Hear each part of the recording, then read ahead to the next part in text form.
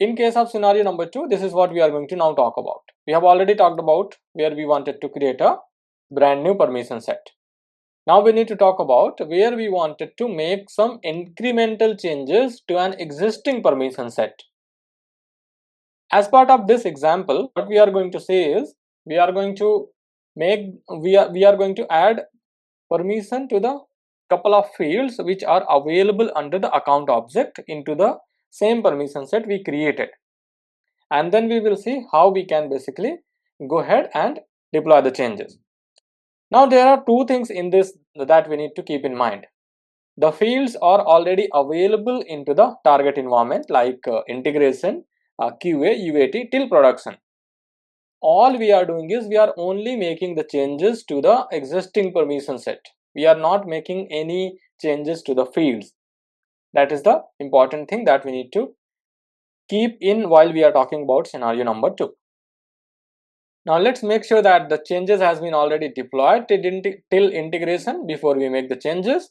So the promotion has been completed, deploy is being in progress, and it will get deployed. Let's create the user story first, and this time the user story will say that add additional fields to the project tracker permission set. Our user story is created. Now we need to start working on it. Let's get back to the dev sandbox. We already have opened this project tracker permission set. Let's click on this object settings, and what permissions we need to give. On the account object, there are a couple of custom fields like active__c. Those fields are already available by default in any Salesforce org. Even whenever you are sign up for the brand new Salesforce org, these changes are still there, and that is what we are going to do. We are going to give the permission set to the field on the account object. Click on accounts, edit. Remember, we are not going to give object level permissions. We are only going to give the access to the field that should be active. So there is a field called as active, which doesn't seems to be here. That's fine. We can utilize any of the field that are available. For example, we are going to utilize phone and rating. Only these two fields. If you want, you can add additional fields as well. But remember, we are giving the access to only these two fields, phone and rating. And click on save. Once you have given the additional access, now what you need to do is you need to go to the user story and then click on commit changes, and these all process will be made by the developer. Now let's click on get changes so that we can get the latest changes, and we need to select permission set, project tracker. Now this is the one thing that we need to do. Now what we did is, because we are modifying an existing permission set, we don't really need to utilize the full operation. Why? Because there could be additional changes which are also there into the development environment, but we don't really want to deploy those changes for now to the additional basically to the next environment like integration or QA or UAT. This is the one thing. The permission has been given to the existing fields, which is available all over till production. What we need to do is we also need to add those fields. How we will add those fields? For that, let's click on refresh index. For the custom metadata type, we will select custom field and click on refresh. Now this way what it is going to do is it is going to refresh all the custom fields which are available into the connected sandbox. In our case, the connected sandbox is dev1. We will wait for this metadata to be refreshed, and then we will add those two fields. One is phone and another one is rating. The object is going to be account. Now the index has been refreshed. From the type, let's select custom field, and you can select all the fields, or you can remove the time filter as well, and you can click on get changes. We are not getting the changes because there could be a lot of fields. So for what we will do is we are going to say in the metadata, we will say account dot and click on get changes. Why we said account dot? Because the object API name is account, and we wanted to access the fields related to account, so we put that dot. So any fields related to account will be listed here now. Now what we need to do is we need to get those two fields, one is phone and one is rating. So select phone, and second is going to be rating. So let's find out the rating field as well. Looks like account rating field is not being listed over here. We will be showing we will be basically seeing our demo with the phone fields only. That the process is going to be same. I don't know the reason why rating field is not being displayed here. So we have just added for the phone. Now if you go to the selected changes tab, you can see here you have added the permission set, and then next what you need to do is you need to basically add the fields as well. You have added the field.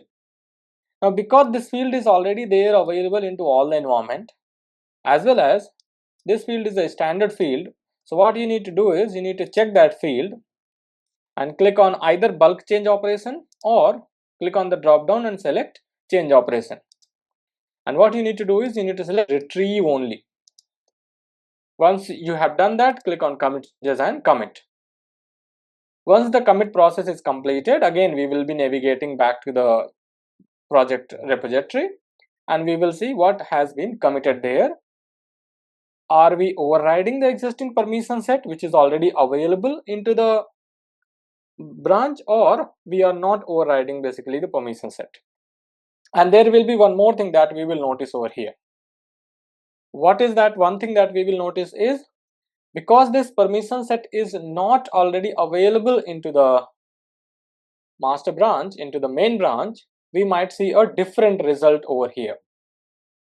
Commit is done. Let's get back to the user story, and we are going to open the pull request again so that we navigate it directly to the GitHub. Go to the code. Now user story is 0028.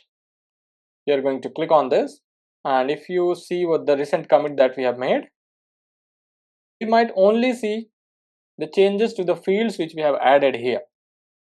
Now why so? What about the other fields that we have? Why we are unable to see the existing permissions that we have added? The reason is that because our feature branch is actually getting created out of our main branch, and this permission set is currently not available to the production, and that is why this is happening. We are adding the existing settings to the permission set.